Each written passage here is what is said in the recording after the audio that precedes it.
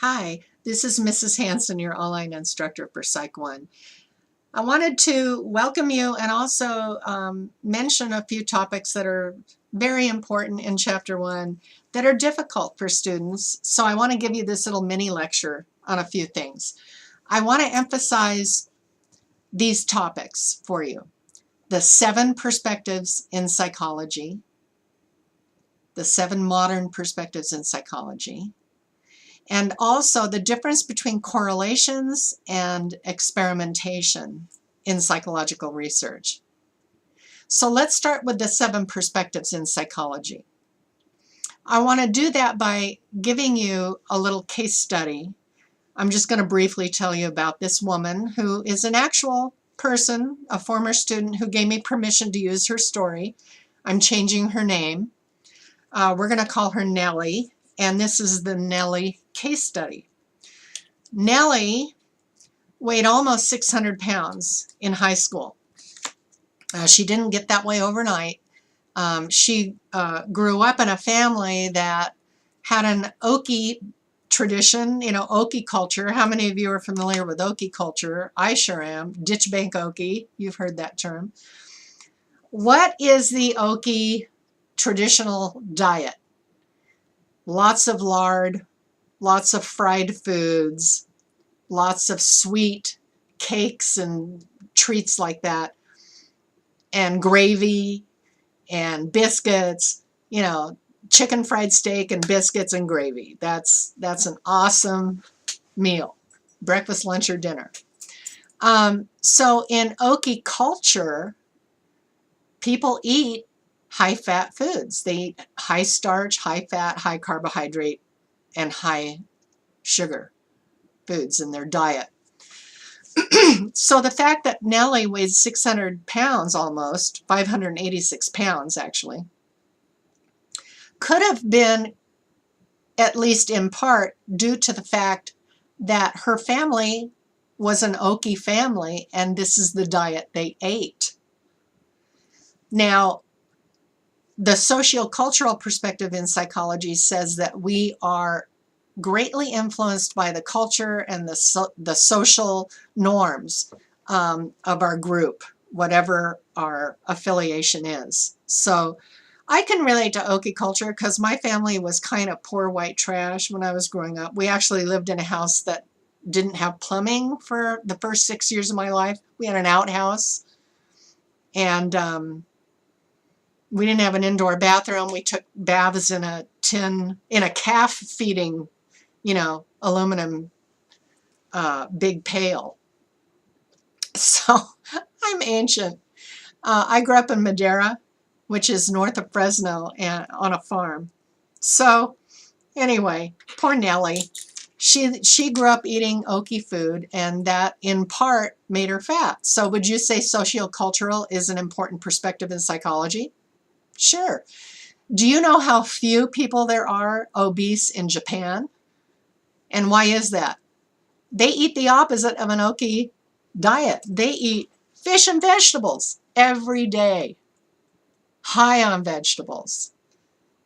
Lots of fish. People in Japan aren't obese the way they are here, okay? So Japanese culture, Okie culture, you see a real contrast there. The sociocultural perspective represents that difference. All right, another possible reason Nellie weighs 586 pounds, it could be somewhat genetic. Nellie has many family members who are also obese. Now, they also have the Okie diet, but Nellie has family members who are morbidly obese in over 500-pound range. Is it possible that being obese runs in the family genetically, or there's some hormone imbalance? They're all hypothyroid. That means their thyroid isn't working properly and they all gain weight. Is there some physiological reason why Nellie is over 500 pounds and many of her other family members are? Although her mother wasn't obese and she had a sister who wasn't obese and her father wasn't obese. So the biological perspective The biological perspective relates to all those physiology reasons, the hormones, the thyroid gland, the genetics. If those are possible influences on Nellie's high weight, then that perspective would be represented as well. Is it possible that both sociocultural and biological components are at work in Nellie's case? Sure. You don't have to pick just one, but I want you to understand what the perspective represents. Okay, so we've talked about sociocultural and biological. Let's go now to behavioral. The behavioral perspective in psychology has to do with being shaped by experiences in your environment. In other words, you're conditioned, you're influenced by reinforcement and punishment and pleasant and unpleasant experiences in your environment that shape you to become the person you are today. It just so happens that Nellie's father used to reward Nellie for anything she did that he liked. He would say, well, let's celebrate. Go make a cake and we'll eat it. Nellie was reinforced with food was the main reinforcer. Cakes were the main reinforcement used by Nellie's dad to shape her in a direction that he wanted. If he wanted her to do something more, he'd reward her with making a cake. Now, also behaviorally, Nellie was the cook for the family at a young age. Starting at around age 10, she became the main cook for the family. And she tasted everything she cooked. And so you know that behaviorally, the more bites you take of something, just physically, the more spoonfuls of something you put in your mouth, the more you're going to gain weight. So behaviorally, it would be her external behavior of eating, her actual number of bites, the conditioning of reinforcement, that kind of thing. That's all behavioral. So is it possible that Nellie had sociocultural reasons for being overweight, also biological reasons for being overweight, combined with behavioral reinforcement or conditioning? Yeah, that's all possible. Let's go on and explore the cognitive perspective in psychology. Cognitive relates to your thoughts, your mental processes, how you think, how you have patterns of thought. You know, like there are some people who are pessimistic thinkers, they are just negative thinkers. And so they have a cognitive style of thinking that promotes depression. So cognitive is how you think, and it's how you remember and how you categorize things and how you mentally file things away and retrieve them. So let's think about Nellie's thoughts about food. Nellie thinks of food. She told me herself she thinks of food as her friend. Now, is that a normal cognitive pattern for people with their food? That's not a typical pattern of thought. That's an unusual thought pattern for food. Nellie told me that she would go to the drive-in and get several burgers, several fries, so on and so forth. And she would talk to her food like she was talking to a friend. She didn't have a lot of friends. In fact, she had no friends in school. And so she thought about food as her friend. That's the cognitive aspect. She also thought of food as a solution to all her problems. It's a problem-solving approach. When things don't feel right, what's the solution? Food. So cognitive is about thoughts. At the same time, we can bring in the humanistic perspective. And Nellie had feelings, humanistic feelings, and self-image and self-concept and self-definition. The humanistic perspective is about your relationship to yourself and the concept of free will and the choices you make, which a lot of the time are based on your self-image. And if you don't think you're worth very much, then you don't treat yourself very well. Once you start respecting yourself, you treat yourself a lot better. So humanistically, here's the issue. Nellie did not have a good relationship with herself, and she lacked that sense of belongingness, you know, Maslow's hierarchy of needs. She didn't have a good sense of connection with other people. even within her own family. The only person she was close to was her father. Her mother was emotionally abusive. So in a humanistic model, she had attachment problems with her mother. She didn't have a good sense of belongingness in her family. She substituted food as the only friend in her life. So the feelings of friendship toward the food are, and using food as a substitute for connections with other people, that's a humanistic idea. And the cognitive idea is how she thinks about food and uses food as a problem-solving technique. So what have we covered? The sociocultural, biological, behavioral, and now we just talked about the cognitive and humanistic. That's 5 perspectives. What are we missing? The evolutionary perspective is based on the Darwinian theory of natural selection and behaviors that lead to advantage for survival of the species are more likely to be repeated. We're all born with some instincts that help us survive. I have a new little baby grandson, and it's really fun when you have a new infant to look at some of those survival mechanisms in babies. Have you ever seen a baby startle? And when they startle, they throw their arms out, and that's an instinct to grab onto something to survive. They instinctively try to grab onto something.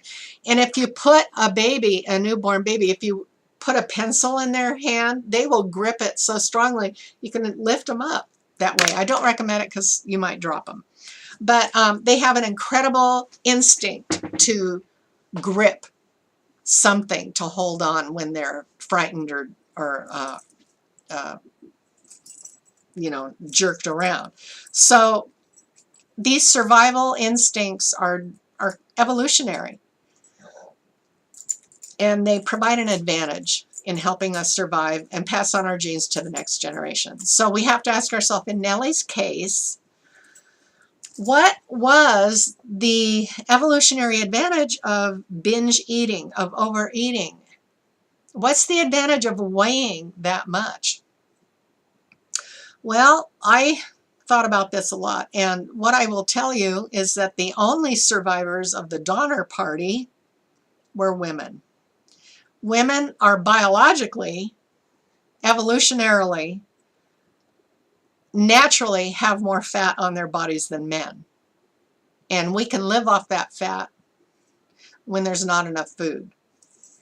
Nature created that system for us so that our offspring had a better chance of survival. We can turn that extra body fat into breast milk so our babies will live during a famine. And in most of human history, people died of starvation. That was the leading cause of death throughout most of history, was starvation. So we live in a weird time period where we're actually overfed, where we have too much protein, too much of everything.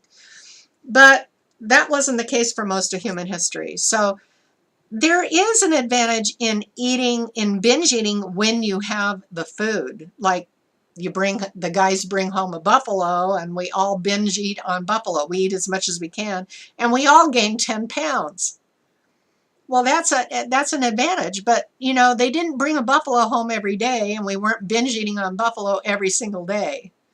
It was more spread out. But we just have this weird system where we're just surrounded by too much food and we eat it too often and we eat large helpings and, pretty bad. So is there an evolutionary advantage to binge eating, to overeating? Well, having extra fat is an evolutionary advantage. Of course, in Nellie's case, it's way over what would be advantageous. Now she's in the area of having a heart attack or a stroke, because she's so heavy. But do you get the idea of the evolutionary advantage to having extra fat on your body? It's a means of helping you survive during the bad times. Okay, there's one perspective left, And naturally, I remembered all of them except that one. So let me look here. The 7 perspectives. Oh, Freudian. Okay, psychoanalytic. Psychoanalytic is the last perspective. And this is based on Sigmund Freud's theory of psychoanalytic or psychoanalysis. And you probably all have heard a little bit about Freud. Here are the main ideas in Freud's theory. Your early childhood is incredibly important in shaping your personality. That's number one. Early childhood experiences with your mother particularly, and your father, but mainly mom, are incredibly important. It shapes your whole self-concept and your ability to form relationships with others. Those who have nurturing mothers who are not overly smothering, yet not neglectful, there's a happy medium there, they are